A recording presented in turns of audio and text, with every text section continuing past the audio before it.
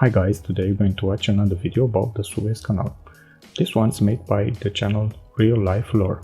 Let's watch this one. This video was made possible by Skillshare. The first 1,000 people to use the link in my description will get a free trial of Skillshare Premium. At the end of March, just a couple weeks ago, something incredibly catastrophic happened that caused the entire global supply chain of goods to be thrown into total chaos. And it was all caused by a single ship and 25 people on board. It all began with a cargo ship called the Ever Given, a new class of mega container ships that was traveling from port in Malaysia to the port of Rotterdam in the Netherlands. Among the largest So the ship is called Ever Given and the company is named Evergreen. Didn't know that. Container ships in the entire world, the Ever Given is roughly the same length of the Empire State Building in New York City, at 400 meters long. And since it's capable of carrying 20,000 cargo containers, it's roughly the same weight as the Willis or Sears Tower is in Chicago. It's truly a colossal ship, and the shortest route for a ship of this size carrying goods from Asia to Europe is through the Suez Canal in Egypt. The Suez Canal was opened in 1869, and ever since, it's become one of the most important trade routes in the entire world. It offered ships transporting cargo between Europe and Asia a massive shortcut over the alternative of traveling all the way south around the African continent. Today, the Suez Canal continues to offer. For more info about that, go watch the other video I react to, the Johnny Harris one.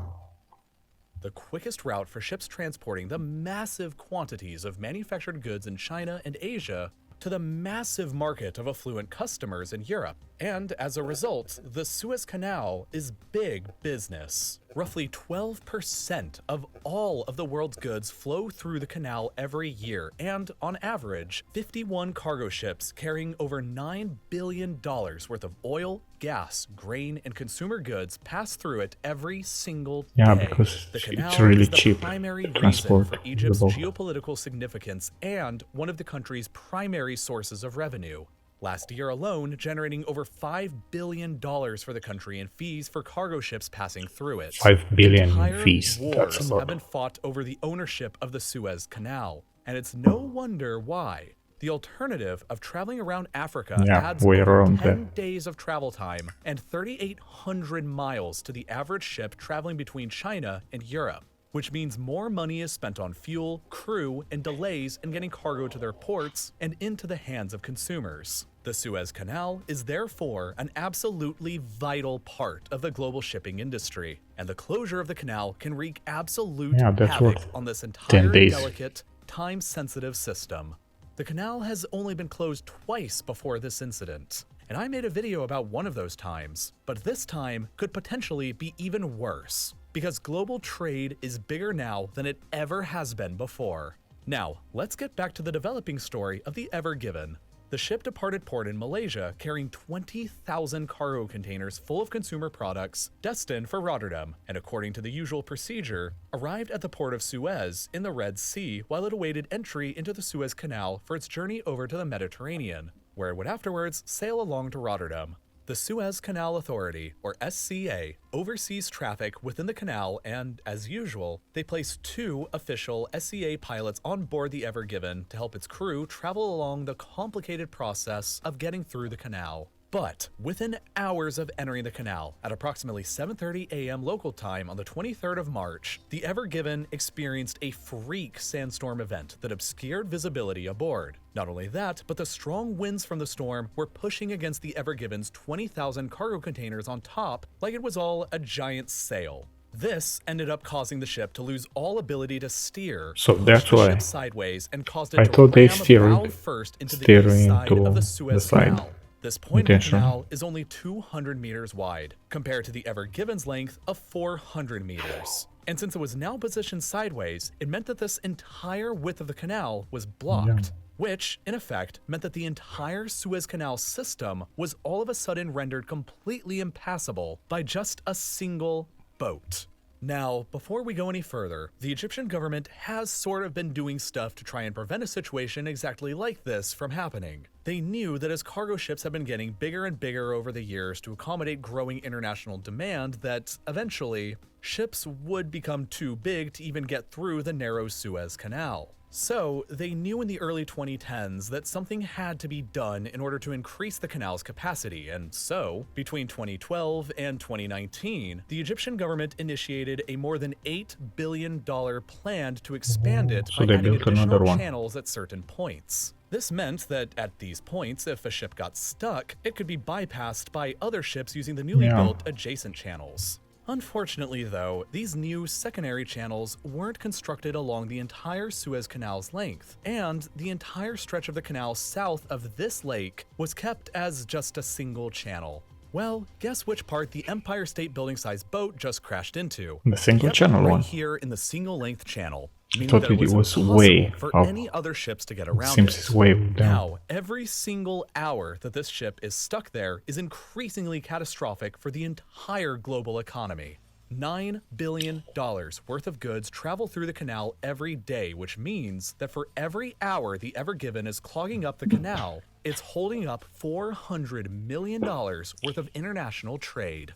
Immediately after the impact happened, 15 other ships who were traveling behind it pretty much immediately found themselves stuck as well. While, at the same time, around 200 more ships were waiting on both the north and south sides for them to clear the mess up before entering. By the end of the weekend following the crash, it was estimated that there would be over 300 ships waiting in line outside of the canal for entry. The worst traffic jam of the 21st century has just happened, and it continues to get worse and worse. More ships are arriving at the Red Sea and Mediterranean ports every single day, and while initially, the SCA allowed ships in the Mediterranean to enter and anchor in this sea within the canal, it quickly reached capacity and the entire Suez Canal was shut down for all traffic afterwards. It's incredibly apparent in these sets of satellite photographs taken by the European Space Agency over the southern entry point to the canal on the Red Sea.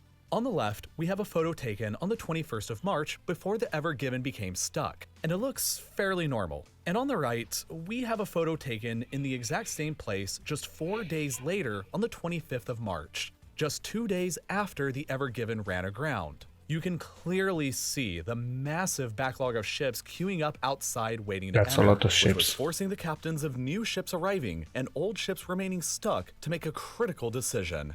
Would they continue to anchor outside of the Suez ports and just wait it out, hoping that it would only take a few more days to move the Ever Given out of the way? Or would they cut their losses and change course for the longer and more expensive route around Africa? Moving around Africa would add 10 days of unexpected travel times and approximately $26,000 per day of extra costs in fuel. But waiting around at the Suez ports had an unknown time and cost restriction. After the ship crashed on Tuesday the 23rd, there were genuine fears among many that removing the Ever Given could have taken several weeks. And in that event, changing course for going around Africa would have been the better play. On the other hand, if a ship decided to do this and got halfway around Cape Town into the Atlantic and then all of a sudden the ship was freed, it would have probably been a bad play. Nobody knew what was the right call to make, but every single day that the Ever Given remained stuck, the situation got worse. So everybody waited. The Suez Canal can only allow a maximum of 106 ships through it every day, and as each day passes, the number of ships queuing up outside just keeps building and building. Each day the canal is closed adds more ships to this queue, and adds more time for the SCA to process ships traveling through in the order that they showed up in, which effectively causes a ripple effect of delays. If the canal is closed for 4 days, then it'll take 4 days after them reopening to essentially just catch back up to where they were before the closure happened. In effect, this means that each day the canal is shut will cause an exponential slowdown in the entire flow of goods between Europe and Asia, and really the entire world, leading to increased prices on goods and fuel that'll be passed on to consumers. We're going to pay this. It's estimated that a closure of the canal for even 2 weeks could result in the stranding of as much as 1/4 of the cargo containers that would usually be within European ports by this point. And all of this is happening when the supply of cargo containers is already at an almost historic low.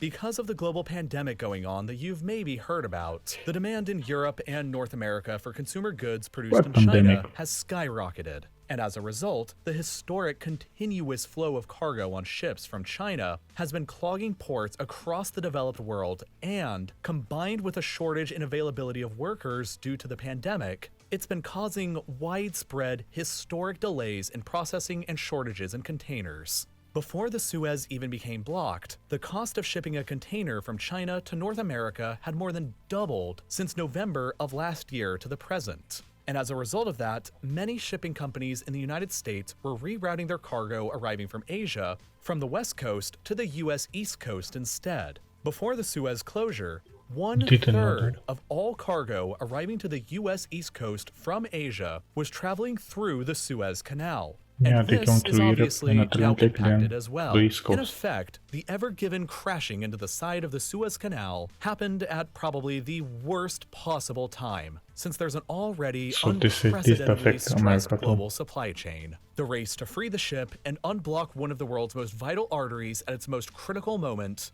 therefore, began immediately. But it's been very difficult. Here's a bunch of photos that have been taken of the situation. It turns out that removing a big boat the size and weight of one of humanity's biggest skyscrapers that's firmly lodged into the beach on two sides of a narrow canal is actually a pretty difficult task to accomplish. Initially, the Egyptian government summoned a fleet of tugboats to the scene to nudge and pull the Ever Given out of place. But the ship turned out to be too big and too heavy for this alone to work. So, next up, they brought out a series of excavators to begin digging away the sand and the mud from beneath the ship's bow in an attempt to free it, but it was slammed in too deep. So next up, they hired a Dutch and a Japanese company to bring out some dredgers to essentially suck up the sand and the mud from beneath the ship's bow in an attempt to get it floating again and free from the bank. This was moderately successful early on, but the ship would ultimately be freed with the help from the forces of nature. Tides. The rising and falling of the sea is a constant phenomenon across the world and is obviously a force to be reckoned with within the Suez Canal as well. High tides will occur 12 hours and 25 minutes apart, and it takes 6 hours and 12.5 minutes for water at the shore to go from high to low or from low to high. These were the best windows for the salvage crews to work in to free the Ever Given because each time the tide rose, the massive boat stood a better chance of actually becoming buoyant again, and the tugboats used these to their advantage. On Sunday, the 28th of March, 5 days after the Ever Given had become trapped, the sun and moon were in alignment and their combined gravity resulted in an exceptionally strong high tide that helped the workers and engineers on the ground to finally be able to yank the ship free on Monday, the 29th of March.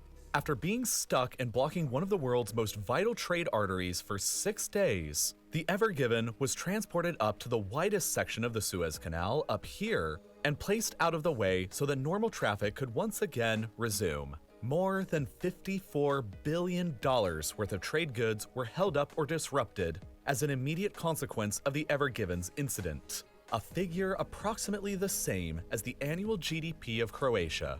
But as of the writing of this script, the situation still isn't over. As the canal was blocked for 6 days, that meant that hundreds of other cargo ships who arrived during that time were simply waiting outside to pass through. 600 to 1,000 Even after boats the Ever Given was cleared stuck. out, it still meant a timescale of several days to process these ships through the canal and get back to business as usual. As it was, the Syrian government already announced that it would begin rationing fuel after the Suez closure delayed a critical shipment of oil, and Lebanon was forced to concede that if the closure went on any longer, they would have begun to ration fuel as well. The 6-day shutdown of the Suez Canal affected as much as 15% of the entire world's shipping container capacity, which led to shipping delays across the entire globe. And all of this global chaos was caused by just a single ship with 25 people on board, and it only lasted for 6 days. Just imagine how catastrophic the global consequences might have been if the canal was shut down for any longer. People are sometimes really good at creating challenges for other people to solve. But some people do it in a way that's a lot more helpful and beneficial than ramming a giant ship into one of the world's most important trade routes. Perhaps you have your own challenges you're facing right now for a big personal goal or passion project that you've been excited to start, but you're not sure that you have the skills required to do it just yet. Thankfully for you, Skillshare can help you out when you go to visit them next. When I started Real Life Lore just a bit over 5 years ago now, I had absolutely no idea what I was doing. I didn't go to school for animation or video editing, and I was incredibly terrified of even starting because I knew that I didn't have the necessary skills to do things right. I ended up teaching myself over time by watching tutorial videos online, and I would have done anything to have known about my friend Evan from Polymatter's class on Skillshare called Make Animated YouTube Videos that'll show you step by step how to make a great YouTube video exactly like the one you just watched that I created. Or perhaps you'd like to get started creating traditional YouTube videos that you film yourself with a camera. You can dive in on classes like DIY filming, creating pro video with tools you already own by Mark Cursosimo, or Introduction to Aerial Videography, creative direction for drone filming by Wild Rabbit Productions, or plenty of others. The great thing about Skillshare is that when you become a member, you can take these classes as well as thousands of others on nearly any subject you can imagine, ranging from writing and photography to web development and graphic design, any of which can help you find a new passion, help you get ahead in school, or give you the skills required for career advancement. It's the absolute perfect activity for whenever you're stuck at home or have a lot of free time. And with its varying difficulty levels, it's still great whether you're a beginner or an expert. And best of all, you can get a completely free trial of Skillshare Premium by being one of the first 1,000 people who follow the link down in my description. By doing this, you can achieve all of your own personal learning goals and really help support my channel at the same time. So go ahead and check them out, and as always, thank you so much for watching. It was an interesting video. Didn't know there were so much ships going through each day. So I guess we'll see from now on how will this affect us in prices, as this situation affects Europe and America too. If you have any more videos to react to, please leave them in the comments down below. Thanks for watching. See you next time.